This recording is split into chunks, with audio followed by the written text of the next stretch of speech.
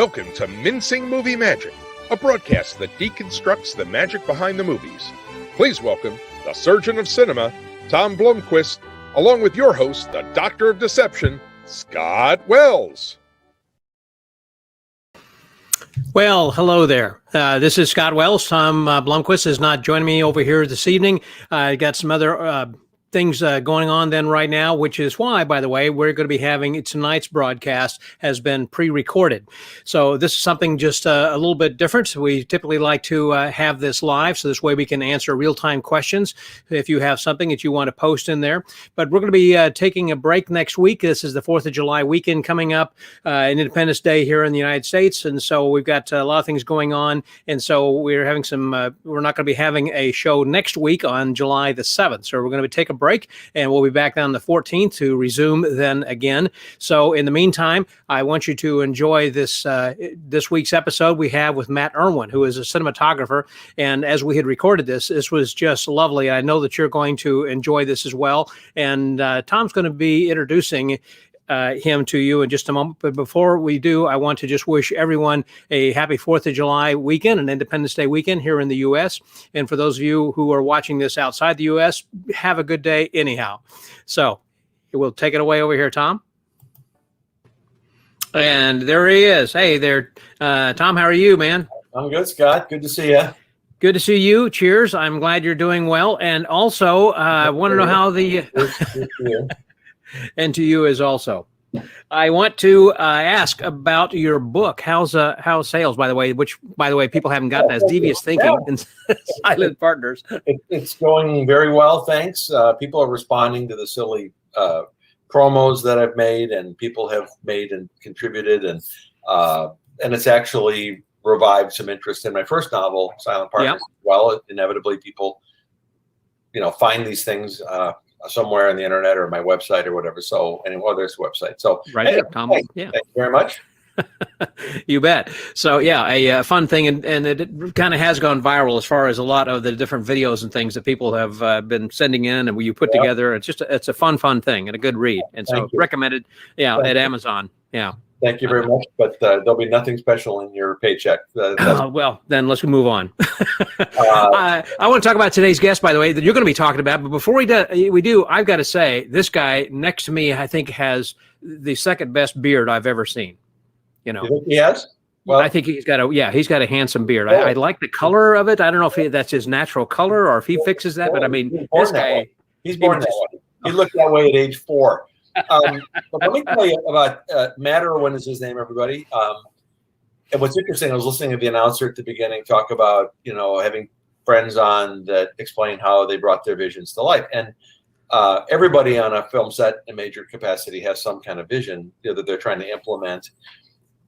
Of course, the director's vision and the screenwriter's vision, but then as they apply their craft skills, how they do what they do. And nobody is more critical to the vision concept than a cinematographer. So let's bring him on. We can find out more about what they do and what he does. And his name is Matt Irwin. And there he is. Hey there, Matt. There's Matt. Hey, guys. How's it going? Now, look at that. Turn your head to the side. That is just one handsome beard. I mean, I'd have to say, I don't know what you do there, man, but that is cool. It just kind of happened. It fell off the truck just like that, I guess. From Toronto, Canada. Toronto, Canada. Yeah. My original hometown. Moved back here about 3 years ago for a bit of a change of scenery. So, Scott, Matt was one of our students at Cal State Long Beach. Go Dirtbags! Yep. There it is. And they are the Dirtbags, by the way. And the baseball team of the Dirtbags. I know.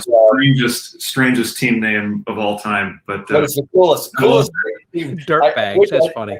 I need to get a T-shirt that just says Dirtbags because it's classic.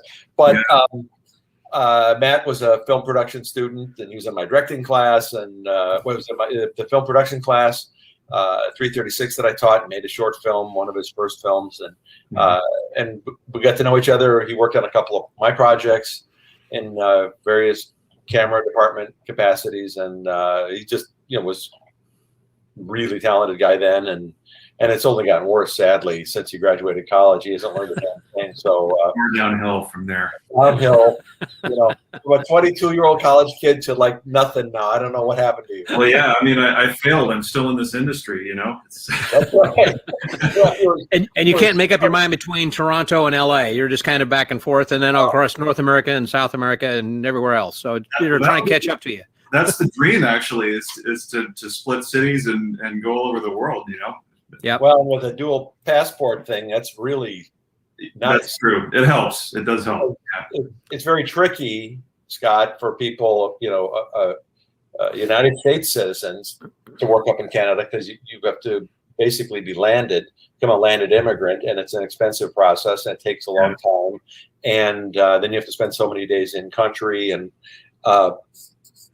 Ron Raymond, one of our guests a few weeks ago, Matt, a composer, became landed and worked on a whole bunch of Canadian TV movies and things. And but it just became, they even give him credit for composing music on a Canadian show, even though he was in California, as being in country. But after a while, it just became, I think, unwieldy, to manipulate. But you've got a home and family and heritage and stuff, so it's really cool that you can be there. Yeah, Matt, the States anytime you want. That's wonderful. Yeah. Matt, I was going to ask you then also, you had started a career in a way, kind of like when you were 8 years old, because your dad was a cinematographer, as I understand. So was he in Canada then also as a cinematographer, and was he working in the movies or television industry, or what was he doing there? Yeah, so he started in Toronto in the 70s. He started shooting Canadian National Film Board documentaries and news and newsreels, and then eventually found his way into working with David Cronenberg, who's those who don't know, he's a very, very famous and well-respected Canadian director. And he shot, I want to say 10-ish films for David. The Fly, The Dead Zone, Videodrome, which is like one of my favorite films, not because he shot it, it's just, it was one of those early films that I saw and just kind of blew me away. But he started getting bigger and bigger films, and then in the late 80s we moved to California, because it was sort of that time in his career where it was time either stay here in Plateau or go to LA and keep going. And so we moved when I was 3 and grew up in California. Wow. But, yeah. And the Fairley brothers were among the first to discover him, and so you worked on a couple of those films as a 8-year-old guy. Tell us about that. I started working with my dad when I was about 8 years old.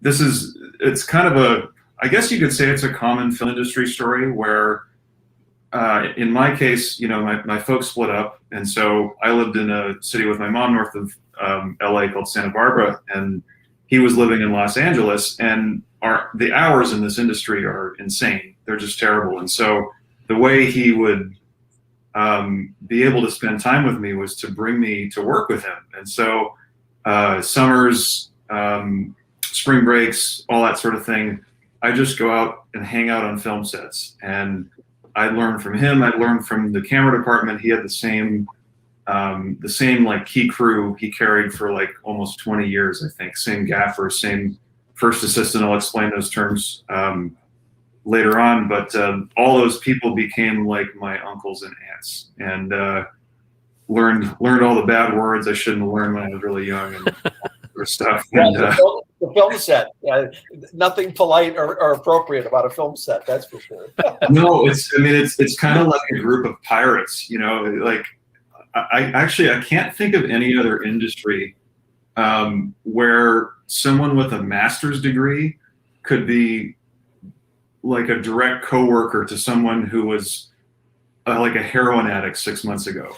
Like, I'm not even exaggerating. Like, that happens a lot. It's like this really interesting mixture of intellectuals and carnies, and just really, really cool collection of people. And the crew you interact with is like part of the gift of working in this industry. It's cool. Well, it was interesting, and for the people don't know, so, we've talked in previous weeks about how everything's divided into departments. Yeah. Just like a manufacturing company would be. Yeah. And so you have, the costume department, the makeup and hair department. You got all these different departments. And then, of course, central to things are really two departments: the art department, who are building sets and decorating them and doing all that before and during the shoot. And then you've got the camera department. And so explain, everybody, they've heard the term cinematographer. So what is that guy or gal do? What is that job? And then how many people on a typical one camera shoot, let's say a TV episode that shoots with one camera, how many people would be in that department? And how does that relate then to their sister department, the grip and electric guys? Yeah. And what do they do? Because people don't know, and it's one of That's the true. aspects of film production. Yeah, it's like Grip and Gaffer and Best Boy. Are they the same? Are they different? What do they do? I mean, as I said, this is 101. I mean, there are people who are watching. It's like, I always, what does a Best Boy do? Whatever. Well, they'll explain it, but they are all different, and those terms mean something. Go ahead, Matt. Tell everybody how this all works. Yeah, let her rip. Okay. Keep me on track because my mind can wander sometimes. Yes, cinematographer. Like the job of the cinematographer at its core, you're basically taking a script, you're taking a story, you're taking a treatment, whatever it is. If it's a movie or a TV show, there's a script. If it's a commercial, there's some sort of a treatment or a pitch packet. But you're taking an idea, and then you're taking a director's vision or intention about that idea, and then you're using your experience and your own instincts to translate that story and that vision into practical execution with cameras and lighting and cranes and construction equipment and all kinds of other stuff. That's kind of the job at its core, but the job of a cinematographer is also managerial, it's political. Sometimes you have to save directors from themselves. Not always the case, but it's kind of your job to also deliver on time and relatively on budget as close as you can. My dad always had this line: filmmaking is like art with a gun to your head. And I like, it kind of makes sense when you think about it, because you're supposed to create imagery that supports a story, that evokes emotion, that transports the viewer to another place. But you need to do it now in 5 minutes, because we have to turn around, we have to get this other scene, and we have to shoot this kid out. And there's all these other factors surrounding just the act of lighting and shooting a film. So it's a weird mixture of art and politics and people skills and practical skills, all kind of mishmashed into one thing. So you really are working closely with the director, I imagine. I mean, and that's, I assume a lot of cinematographers work closely with the director, such that that director will take that same guy or gal with them to other movies because they understand their vision. Is that pretty much true? Big time. I think having a shorthand with your crew is essential, and it makes the job so much easier. So oftentimes directors will find a DP they love, and they'll want them on everything. And there's a lot of examples out there about that. I mean, my dad and Cronenberg for a while, the Farrelly brothers for a while, Roger Deakins, and the Coen brothers. Classic examples. And for me too, to have the same camera crew or the same lighting crew consistently, it's gets to a point where we work 12-hour days, your brain's fried, and you just want to turn to your gaffer and say, hey, let's do that thing we did that one time, and he'll know what you mean. Not having to talk as much and just kind of work together is really wonderful. That's part of the family kind of thing that Tom has talked about a lot in the past. We've had other people and saying that when you are thrown in there and you're working these kinds of hours, you really are family and you understand each other. Yeah. I mean, sometimes you really spend arguably more time with your crew than your family in some cases. You get on a long show, it's crazy. You know, Scott, I used to tell my production students that, just because you're the director doesn't mean you even need to know all of these specific skills. You have to appreciate them and know enough about them to hire the right people. And you need to know enough, like with somebody like Matt, here's what I think this looks like. What do you think? Maybe you look at pictures or you look at clips of film together and come up with a look. But then your job is not to say, okay, now put that key light over there, and and do. The cinematographer is supposed to be able to translate what you're talking about into visual images, and then you can quibble about it should be a longer lens or a shorter lens, or move the camera here or don't move the camera. I mean, then that's what he's talking about, saving a director sometimes, because directors get a little goofy and I want a 75-foot dolly shot here. And say, well, you don't really have time for that. Why don't we just, handhold it? And, I mean, they come up with ways to speed things up or to talk you out of your terrible ideas, because every director that ever lived, Spielberg and Scorsese included, have terrible ideas. And they need a guy that knows more about each of those jobs than they do to say, let me show you a different way of doing it. And then they'll guide you to the promised land. And the more experience and the more talent a DP has, the better the director is going to look, and the better that production is going to go. Because otherwise, you would have chaos. Everything would just get imploded and melt down, and you can't do that. Yeah. And it's not to say that directors are idiots or anything like that. It's hey, I'm an idiot. Like, couldn't be further from the case, but it really takes no disagreement here. Prep. What was that? Sorry. I'm an idiot. I said no disagreement here.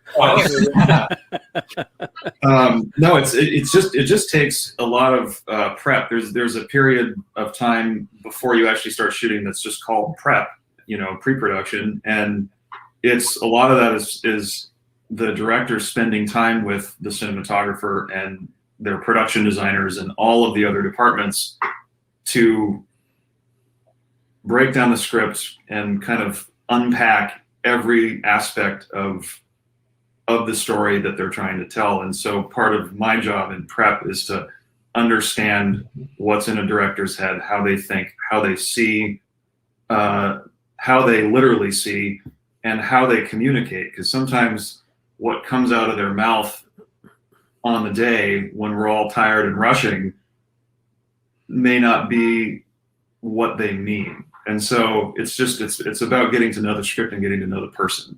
And then, or it may not be what's best for them or the show. Yeah. I mean, any number of people are experts through with all kinds of things. I mean, the costume designer knows, and the color palette that a production designer is going to be working with. Director has a bunch of stuff on his or her mind, that's for sure. But so much of this also is art. Only one of them, The camera's all Matt has to worry about, and therefore he can be precise and focused, and everything is about the images for him. And he doesn't necessarily really care about the sound guy, but the sound guy doesn't care about the pictures. He just wants the best sound, and everybody has their thing, and the director kind of cares about all of it. But therefore, at I guess you could argue a lesser level of intensity, because you have 12 departments that you're focusing on and dealing with actors all day long, which is a full-time job in and of itself. So you just need to say, Matt, we got to make this work. And then meanwhile, you're trying to deal with a reluctant actor or somebody, that is having problems that day. And the director is clearly, I mean, you've been there. Sometimes it's all you can do to get everybody to the end of the day together, because there's so many things that can go wrong. Well, as I was about to say, this certainly it is an art.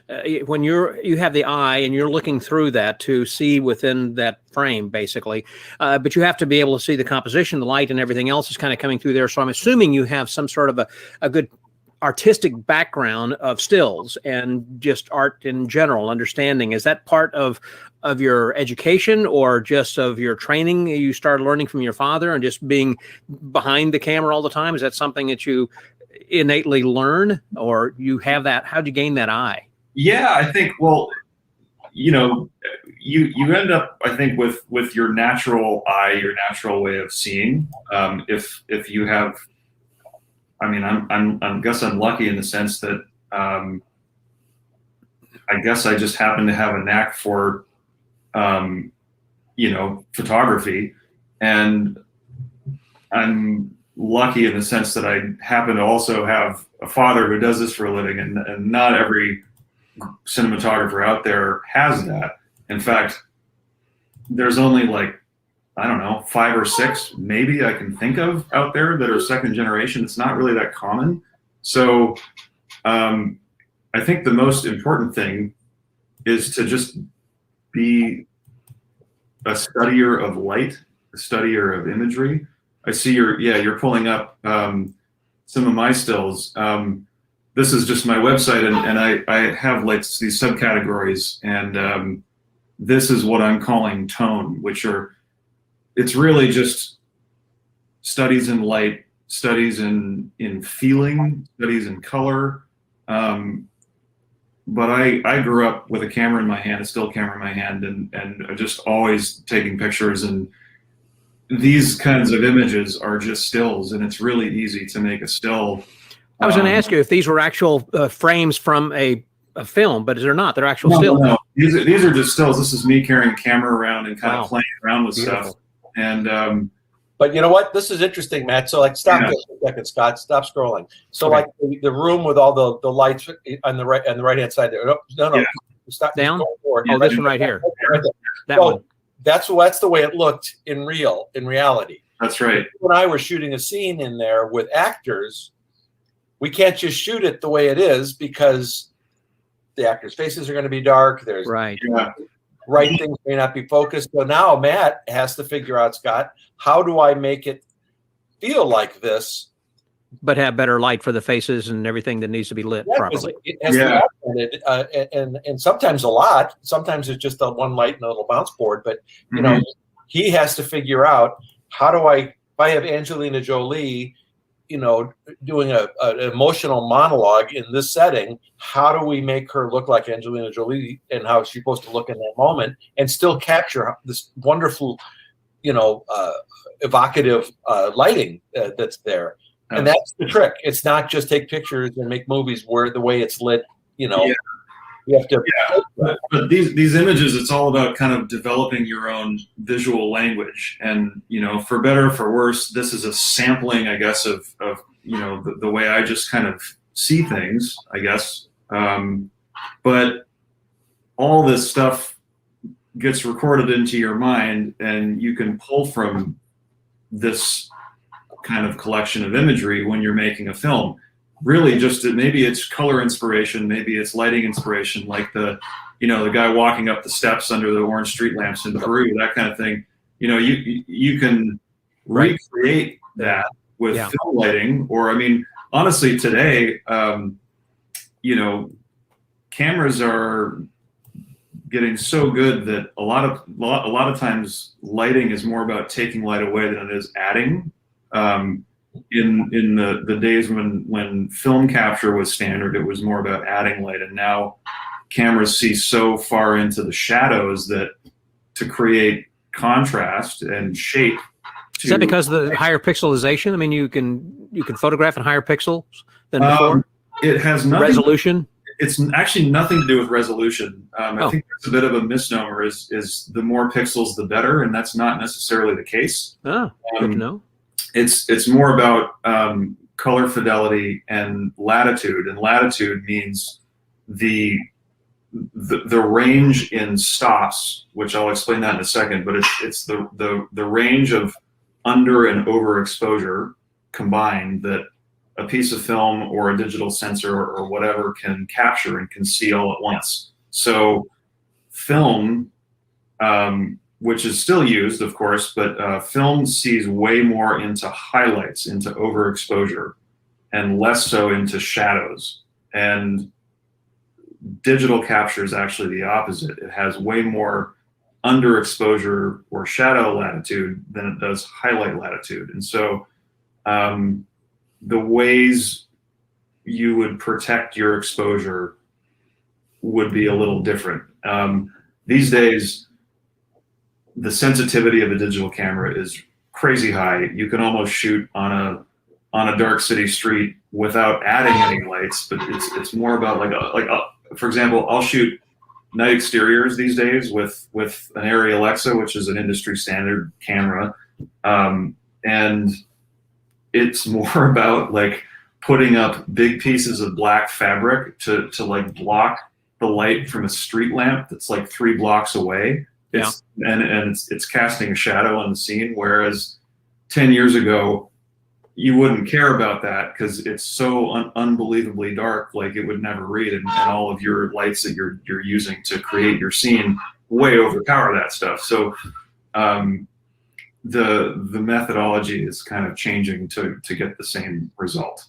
And to that point, actually, that picture, Tom, that you pointed out on the tone section with the light bulbs and stuff, you could actually shoot that. But if you came around, you could shoot the master there, or maybe add a thing or two, and then if you had Angelina Jolie's close up, you'd come around, and then you'd have to light her. And you have to shape it, yeah. Yeah, it's just you're using lights that aren't as bright, so you're balancing the lighting that you're adding down to the existing environment instead of up. How much time does that take to set up the lighting typically? 15 minutes, an hour and a half? I mean, what? That can really, really vary depending on what it is. It can be 5 minutes, and it can be like a week. So let's go with a two-character dialogue scene. It's an episode of CSI, and there's a couple of people looking over the cadaver, and they're talking, and it's a one-camera shoot.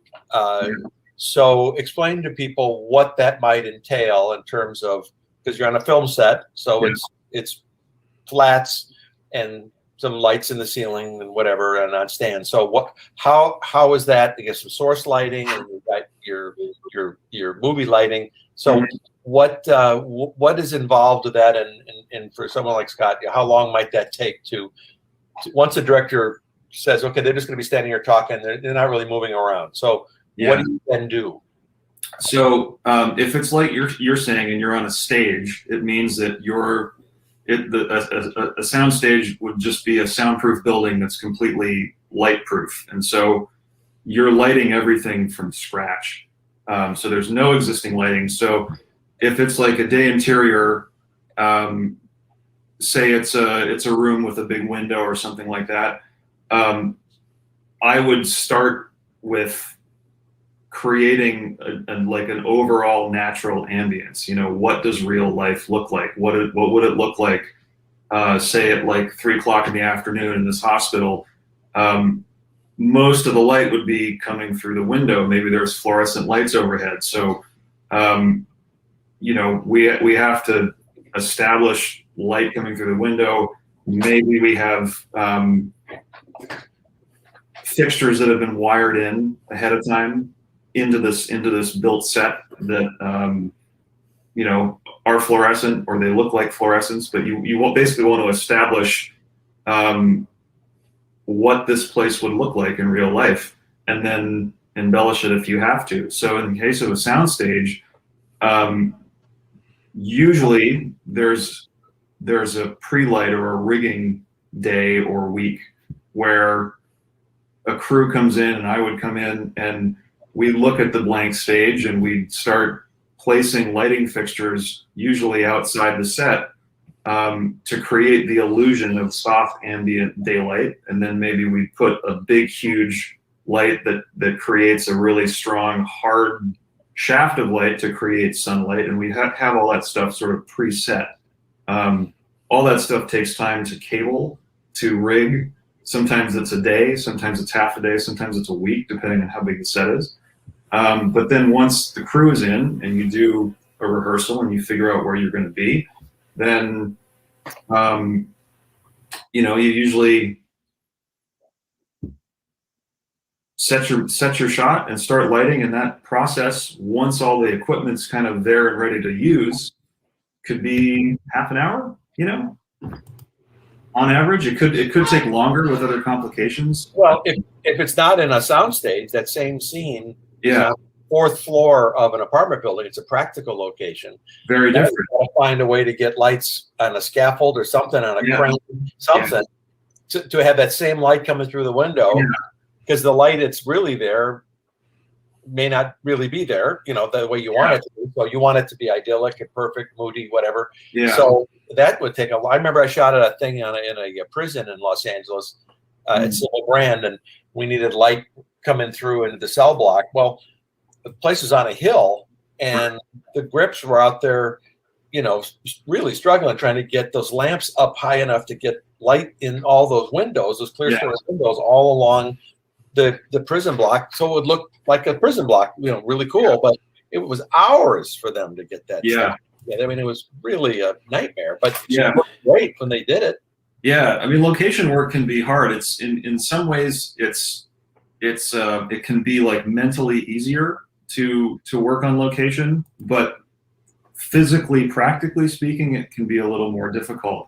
The thing that I think a lot of viewers of this show may not understand is that when you're lighting, it's not so much just about lighting one shot. It's the fact that you have to shoot a scene over a longer period of time.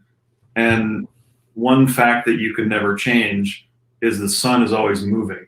And so if you're dealing with natural light, natural daylight, that light and the color of that light is going to change over the course of the day. And so part of the reason why we use all these lights and all this cable and all this stuff is to create consistency throughout the day, because it's going to take,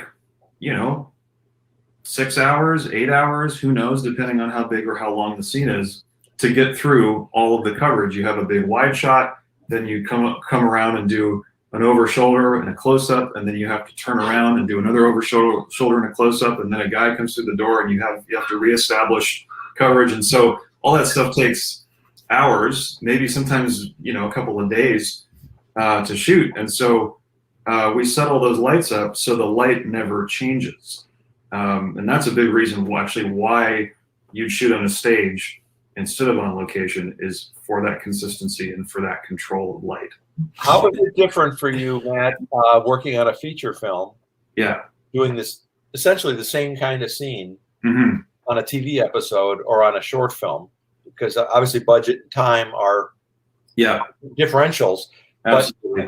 But what's the kind of spectrum of same kind of scene on a TV episode? Yeah. How much time will they allocate to that versus a bigger budget feature? We also need to get back to answering the questions. Had some people in the chat line about circling back to the Gaffer, the grip, and the best boy. Oh yeah. Well, go ahead, explain that.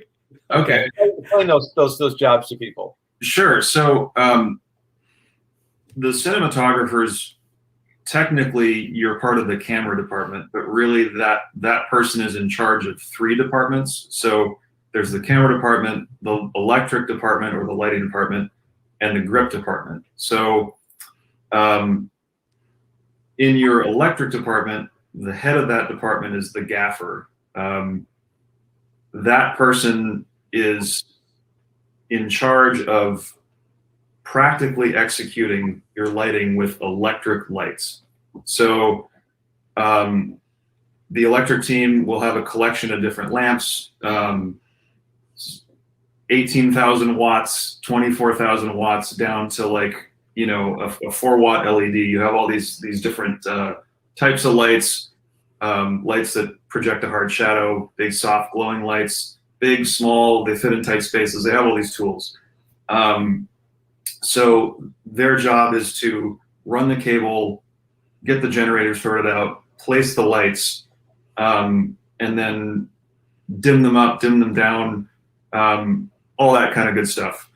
The grip department is in charge, at least in the North American system, the grip department's in charge of non-electric light control, as well as camera rigging, as well as general set safety and kind of general rigging for the show.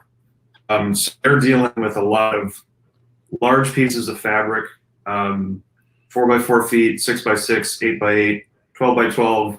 It gets bigger and bigger and bigger and bigger.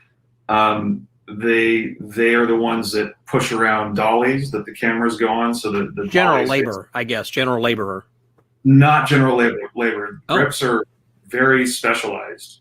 Like there's not really. I don't think there's such a thing as general labor on a film set. Each department is kind of they're very specialized to what they do. There's definitely common threads, like many departments use power drills and wrenches and stuff, but they're all kind of specialized in different things. And so the grip department's really interesting in the sense that they're using a lot of metal implements, brackets, clamps, and tools, and a lot of like physics principles to pull things off. They're kind of like problem solving on the spot. So like rigging a car, on a trailer to do a tow shot. I mean, that's a major grip department feat. They're just MacGyvers, basically. Yeah, exactly. They sometimes, Scott, have to invent things. Matt says, I want to put a camera here. Well, how are we going to put a camera there? Well, they may have to kind of invent a MacGyver thing to put a camera where he wants it, because it's not like you just go through Amazon and order one. They may not exist, and they inventing stuff. Grips are inventing stuff all the time to combining tools and whatever. It's really interesting. So we have the key grip is the head of that department. Tell them about the best boy. Yeah, what's the best boy? The best boy is a kind of an antiquated term, but it's the best boy is really the second in command of a department. So there's a best boy grip and a best boy electric. I think in today's terminology, it's the assistant chief lighting technician, I think, is what the favorite term is right now.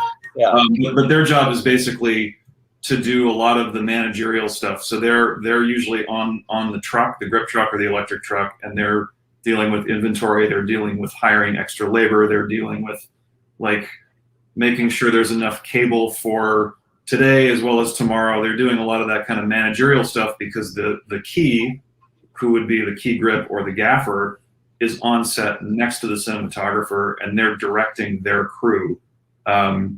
Bring this lamp here, put this here, drop this scrim in, give me a flag over here, all that kind of stuff. They're on the set calling for things on a radio. Kind of like an assistant director would do in some ways. So to speak, yeah. And they're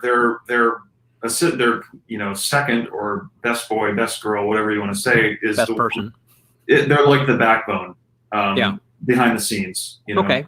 Good to know. The AD is that they're looking at their watch going, and how long is this going to take? Exactly. 20 minutes, and it's been 45. I mean, so they do interact very frequently. Very much so. The DP and the AD have to be ideally good friends rather than enemies. Yeah.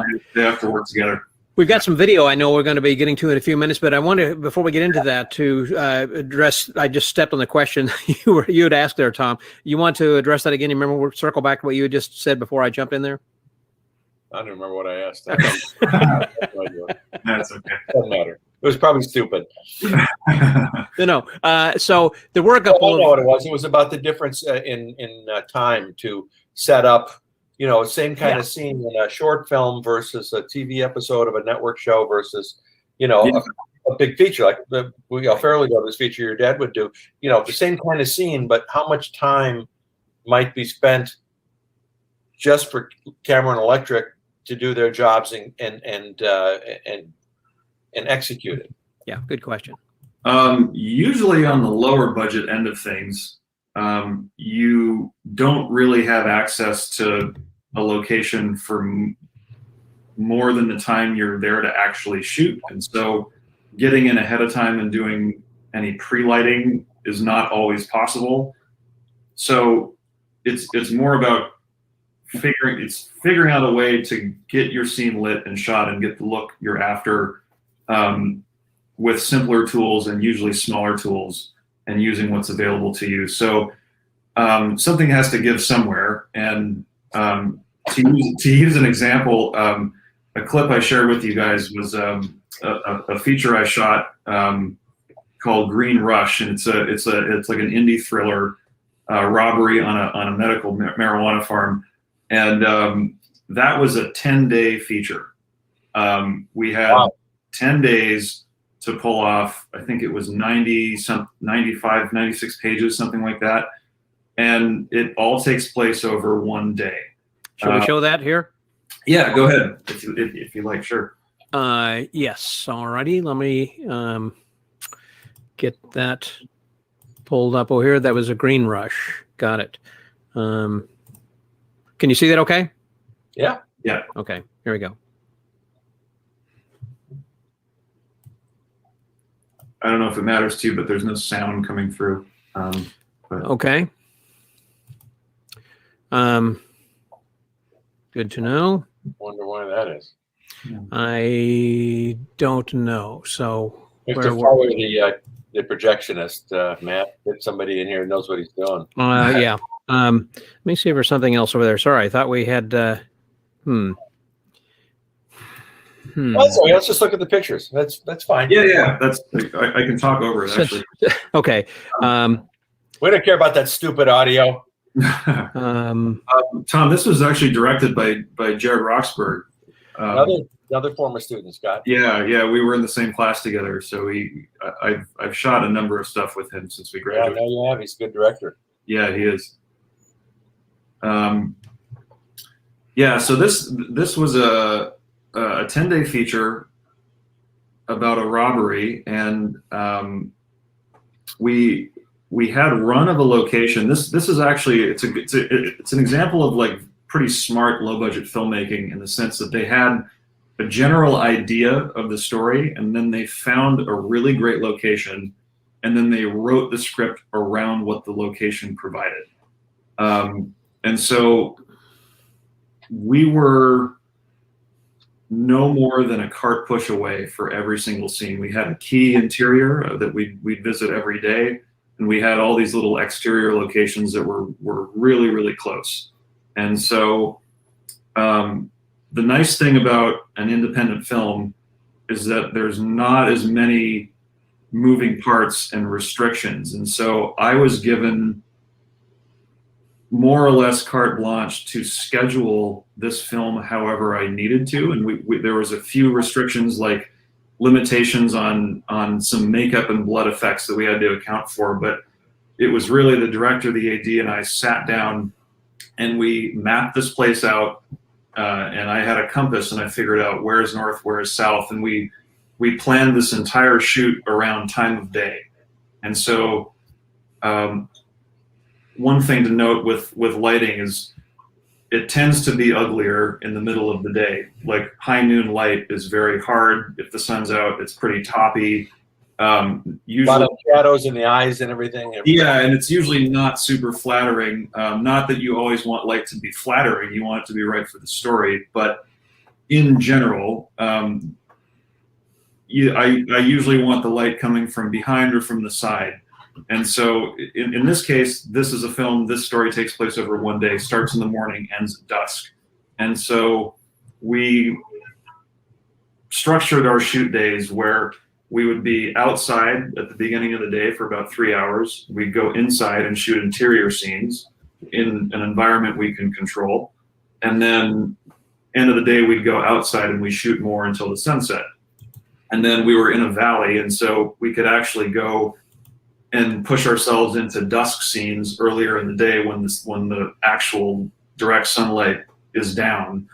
And that's how we did it. So 10 days, and we had a film that I think looks pretty consistent. It's not exactly a polished film, but it's not a polished story either. And, one camera, prime lenses, which is not exactly the fastest way to shoot a film necessarily, but in our case, we pulled it off. And it's all about collaboration and planning, and in this case, time of day.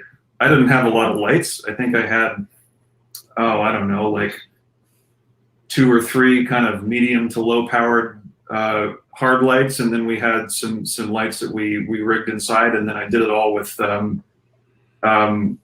bounce, which is like white fabric that is designed to just reflect light and fill, or black fabric that helps you take away ambient light. We call it negative fill. Do you adjust a lot of that in post-production as far as the lighting? There is a process in the end of every film, no matter how big or small, called color correction or color grading. And it doesn't matter if it's Guardians of the Galaxy or some, tiny little indie Documentary, yeah. Documentaries especially. There will be inconsistencies that you have to account for and even out in the end.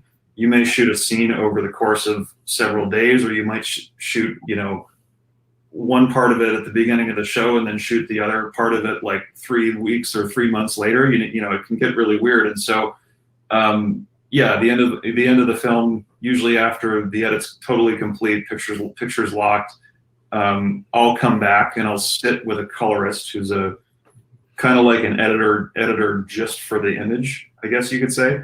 And we'll go through the film scene by scene, cut by cut, and even out everything. And so you can these days with the tools that are available, you can actually do quite a lot. But sometimes you don't have time, or the instruments to achieve the look that you would have had you had more time, and you can do some of that in color grading. I mean, you can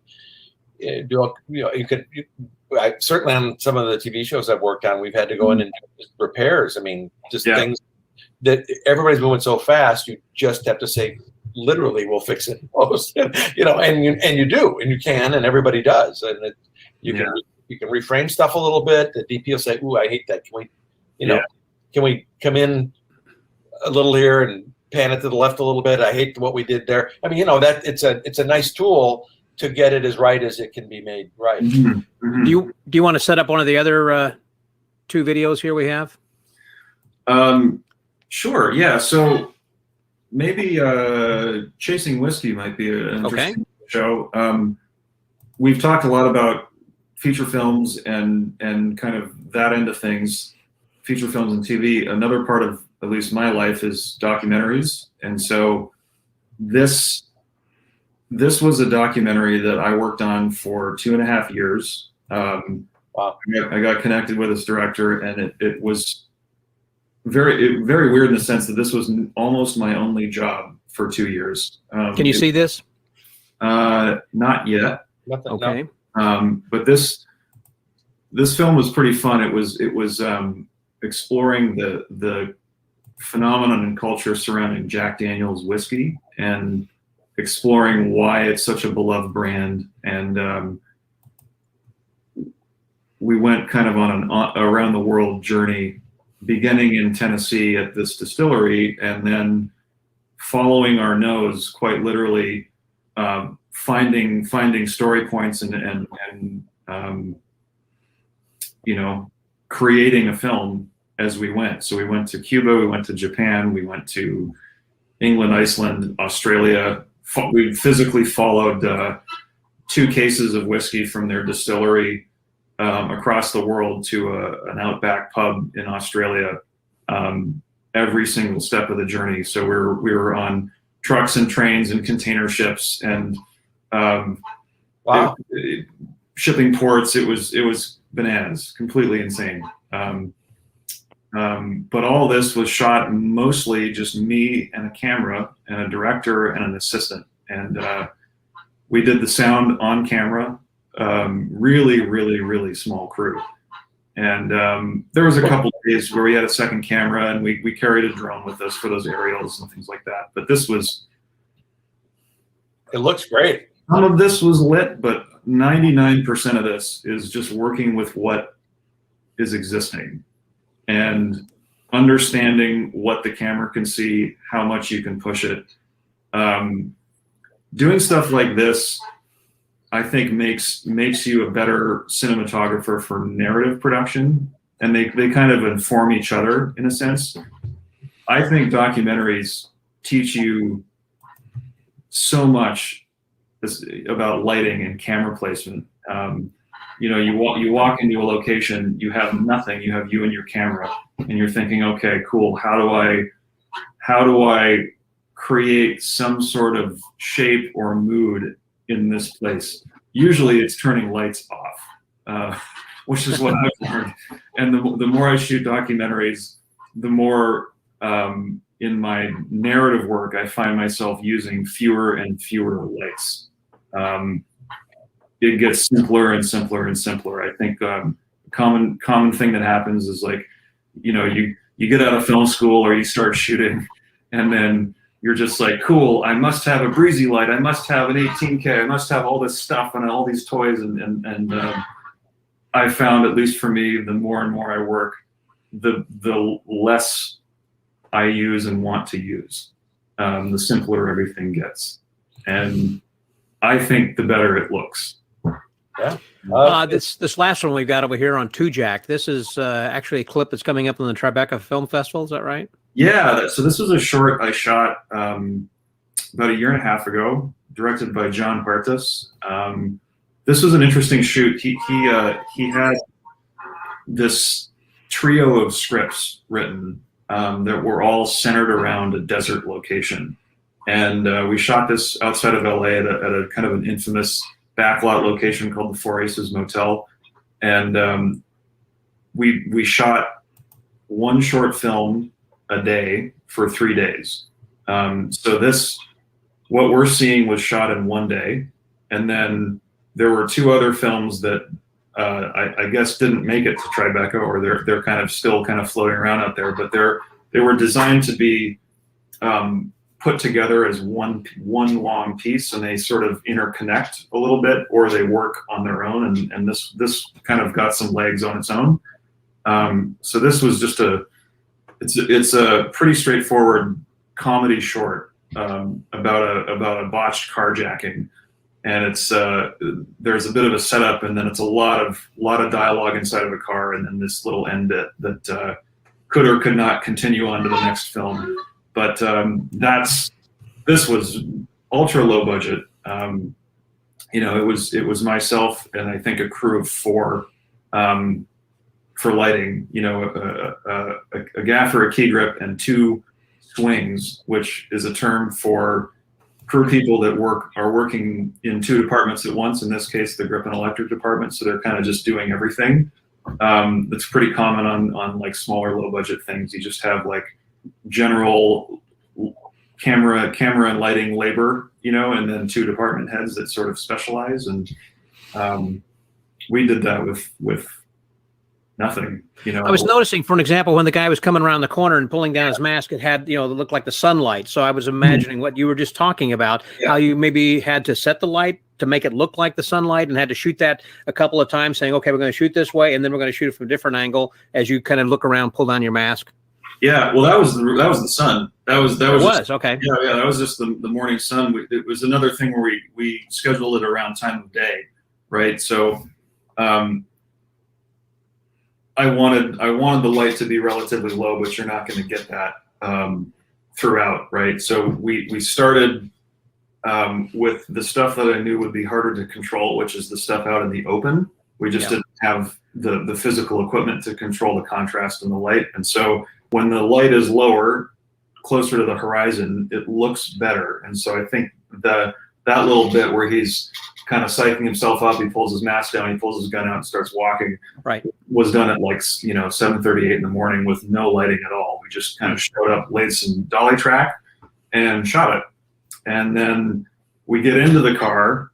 That's when it gets a little weird, because you have to control your contrast. They're in a car which has got a roof over it and is inherently darker, but then outside the windows, it's mid-August desert, really, really, really bright. And so you have to bring in lighting to balance that out, to light them and make it look like the light in the car is almost as bright as the light outside, or at least within a range where it's not blowing out outside the window, So you get in the car, and the car would have been surrounded by, as many lights as I had. And in this case, instead of one big light, which would have been ideal, it was, like 4 or 5 smaller lights just pounding light into the car to kind of make it work.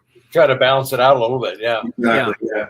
And then, you know, as we were talking before, that was massaged a little bit in the color grade. You know, as long as the information is recorded, you have a little bit of room to balance things out. You know? Well, what was one of your worst experiences, let's say, in whether it was on film or a movie, TV, or whatever, as far as most challenging? Working with Tom. You're not allowed to say that aside. But other than that, without naming names, was there a real cluster where it was a miserable project for Matt, or anything that come to mind? I mean, they're awful human beings, or whatever, unrealistic schedule that's so bad that it was frustrating. There's definitely bad days. There's always this industry is weird because it's when it's good, it's euphoric. It's so fun, and when it's bad, it's like you're driving home from work just thinking like, do I just suck? Should I quit? Should I just go work in a factory? Like, what the hell am I doing with my life? It's like that sometimes. I can't think of like one project that I've been on where it's just every day I just didn't want to be there, but definitely bad days. Every day's different. So you go to work one day, it's great. The next day it's like, oh, everything fell apart, and so you just have to, saddle up and get on again. Yeah, absolutely. There were, I don't know why this is coming to mind, but so I worked on a pilot as a camera operator, and looking back, I think I was a little bit in over my head. It was a very, very ambitious, very expensive pilot. And we had a director who was ultra OCD for camera movement. He wanted these really, really abnormal, kind of never done it sorts of camera moves. And to give you an example, we had a shot where the camera is very high and very wide over a huge yard of containers, like shipping containers. It's a big action scene shootout. The camera drops and starts to glide over the top of a shipping container, and then the camera tilts down and inverts and then pushes inside the shipping container, and then starts to right itself back to level. Mm-hmm. All the while we had a zoom lens, and it's zooming in as we're tilting and pushing in, and the camera's twisting, and then it's supposed to end here. Tight shot of two eyes of a child hiding behind an upturned pallet at the back of a shipping container. Okay, cool shot. Cool shot. There was very challenging like that, like 6 of those a day for 3 weeks, and it was a big budget show. I think it was an $18 million 2-week pilot, like just crazy money. And every single day I would just go home thinking like, I should just quit this whole industry. Like I think what killed me is we would do these shots, and I was like, okay, as an operator at that time, the dolly grip and the crane crew, all the technicians were like A-level Hollywood people, like really, really good. And we were pulling these shots off, everything that he would ask for. And then, you call cut, take 5, you nail it. And the director's looking over, he goes like, yeah, it's not what I wanted, but yeah, let's just move on. And then he just kind of like walk away. We're all going like, wait, what? Like, are you kidding me? So like that wasn't like a horrible negative experience. It taught me a lot, but that was, I think, the most stressed I've ever been at work. Well, when you're talking about that kind of a shot, how have drones influenced or changed some of the shots now? That's a good question. They weren't common at the time. I think at that time, a drone for a camera outside of those like big gas powered West cams that are enormous were these really janky, like cobbled together RC plane parts. It was like that period of drones, kind of pre Movi and pre Ronin, which are 2 very common brands of gimbal heads, and there's a drone company called DJI now. But now that drones are smaller and really, really high quality, you can use them indoors. You can do camera moves for cheap that you could never do before. It's really common now, I think, where you would normally hire a crane, like an Aquila crane or some huge camera crane with a big arm at great expense to get this like big high angle, or sometimes you just want a high angle that is just moving a little bit. Yeah. Now you can just hire a drone or bring in a drone crew. A lot less expensive. Fly the thing up and just hover it, hold the shot, and you have your angle. And it's like, that's done in 10 minutes. And a crane's like, sometimes it's hours and thousands of dollars a day. And you get a crane technician and this whole thing. So drones have made some pretty high budget camera moves affordable these days. Yeah, and they put the helicopter guys out of business, I think, to get aerials in the old days. Yeah. Well, there's a time and a place for everything. One thing you can't do with a drone is a long lens aerial, like a really long telephoto aerial that's super stabilized. I think that there's a limit on what these smaller drones can pull off. I think helicopters, real helicopters, are used far, far less these days. Yeah. Yeah.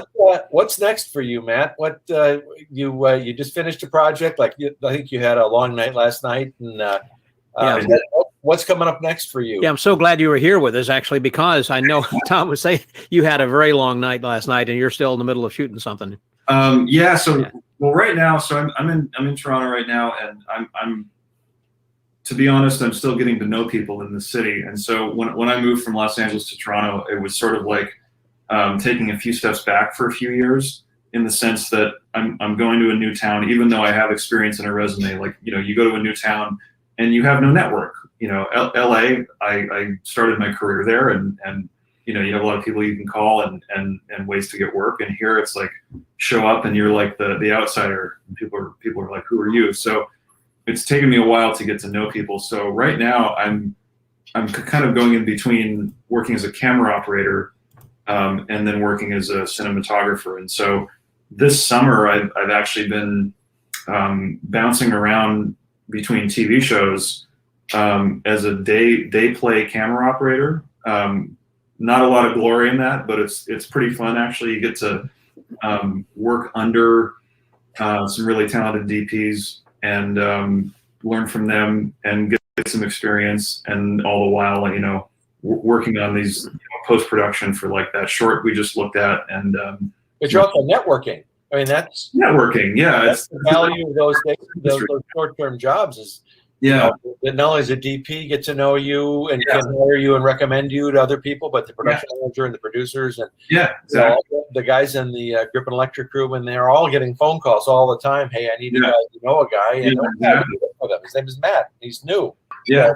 So that's how it works. It's how it works here. It's how it works in LA. It's like just kind of the way this business works. But end of this summer, I'm actually starting a show for CBC.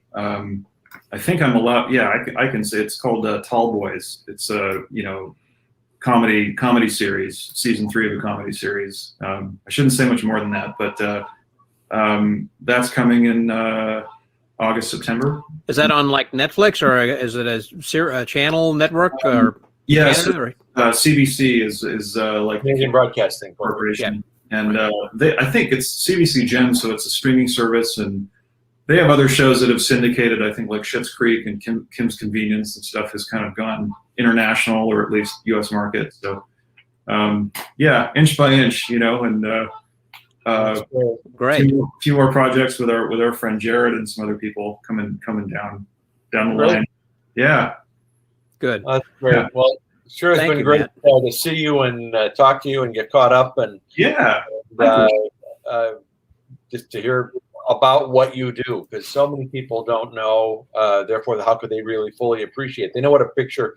That's the other thing. People think cinematography has to just be beautiful. Well, that's distracting, right? As you know, if you know my job, then I haven't done my job. And you're telling stories. That's the core of a movie is the film. Right. But it's very hard for civilians, I call them, to know that just because it has beautiful pictures doesn't mean that's necessarily effective cinematography. It's supposed to be, you know, and it's striking balances. Everything's balancing. You know, what we're trying to do, and right. cool to hear what you're up to. Yeah, well, it's a good takeaway, I think, for people that are interested in this, that maybe want to do this or maybe just want to make their own films. It's especially these days, I think that equipment and gear and toys have been put on a pedestal, especially in the independent filmmaking world, and story is sort of forgotten sometimes, and there's maybe a misnomer that, oh, if I only have this camera, my movie would be good. It's not about the gear. It's not about the gear. It's not about the gear. It's about the story. So write a good story, tell a good story with whatever camera you have. There's always a way, you know. Good advice. That's a great ending point, because that's really exactly right. And I hope our friends at Cal State Long Beach watch this, and I'll make sure some of them hear about it. But this is very valuable. Thank you, Matt. Yeah, it was to me too. Yeah, loved it. That and like take a business class, take an accounting class. Do something that you can do 9 to 5. Huh? A film department requirement. Just how about go to a museum and just look at the paintings and look at the light and the composition. You know, just do that. I mean, it's a lot to be learned. Definitely. Well, Matt, thank you again very much for your time. As I said, I know you've had a long night and a lot of things you've been working on, and for you to carve this out for your time, it's been just delightful and very educational and enlightening to me and people who are watching, hopefully too. I'm happy to be here, of course. Thanks for having me. Cool, Matt. We'll see you soon. Yep. All right. Sounds good. Hang around here for a minute and we'll take you out, and we're going to close up over here. So thanks again.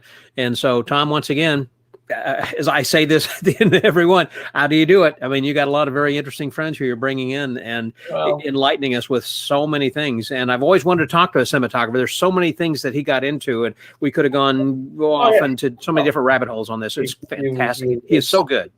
There's, you know, an infinite conversation about, you know, everything he mentioned. You could do an hour on every one of those little details. But how I do it is I've been, you know, making these shows for a long time and teaching for a long time. And, you know, Matt was somebody from that world, and you know, he was great then, and he's watching his progress in his career.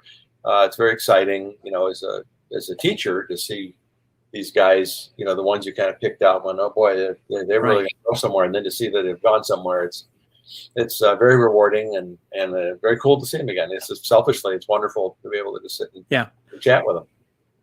Well, until next week, and I'm sure we're going to be having somebody else equally as great next week. Then you keep bringing them on.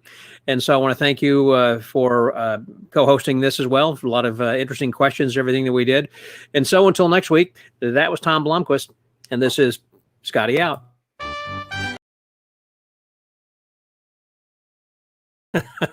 So there we are. That was the end right now of what we have for this week's episode. Thank you guys very much for joining us. We're going to be taking a break here for just a little while. And in doing so, we want you to have a great Independence Day holiday. But we'll be back on the 14th of July. And so if I can share my screen over here, I'm still not getting this right. So it's not going to be working right. But nevertheless, thank you guys very much. Appreciate you being here. And we'll see you in 2 weeks. Thanks for being with us. Please join us again next time for Mincing Movie Magic.